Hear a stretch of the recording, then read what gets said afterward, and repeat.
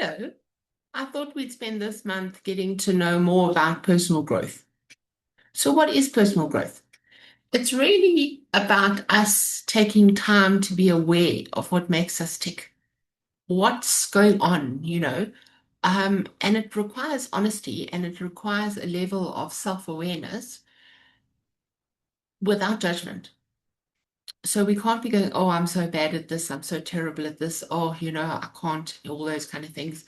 It really needs to be, let's just observe. Let's just quietly sit and observe and reflect on what's making me tick. A lot of people lose themselves on the journey of life. They forget, they're so busy prioritizing other people, other things, other projects, other whatevers, that they forget that they're a stakeholder in their own life.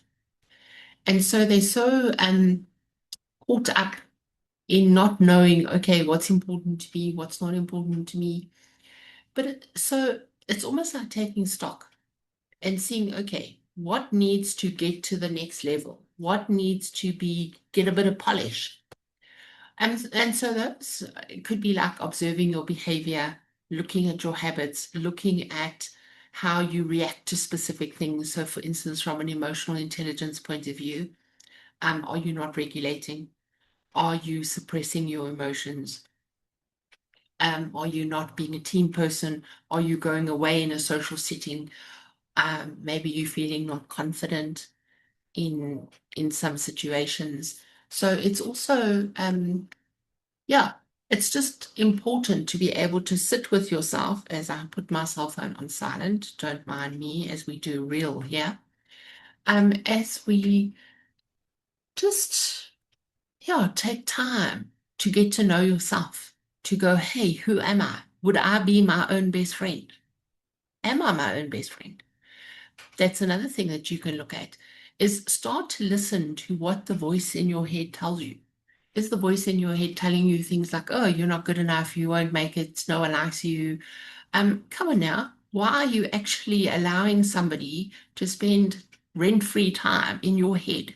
And let's face it, they're there 24/7 and they don't shut up. So you've got to make sure that the voice in your head is a friend. The voice in your head supports you. And we always say, oh, we are our own worst critic.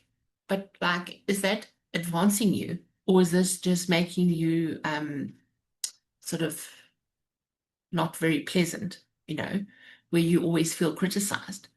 And sometimes people also are aware that they're being criticized and they think, who's criticizing me?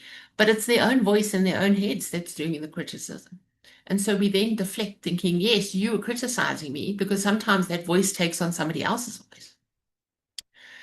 Yeah, so just to go back to this whole idea of how do we get to the next level? And some people will say, oh, but why do you have to get to the next level?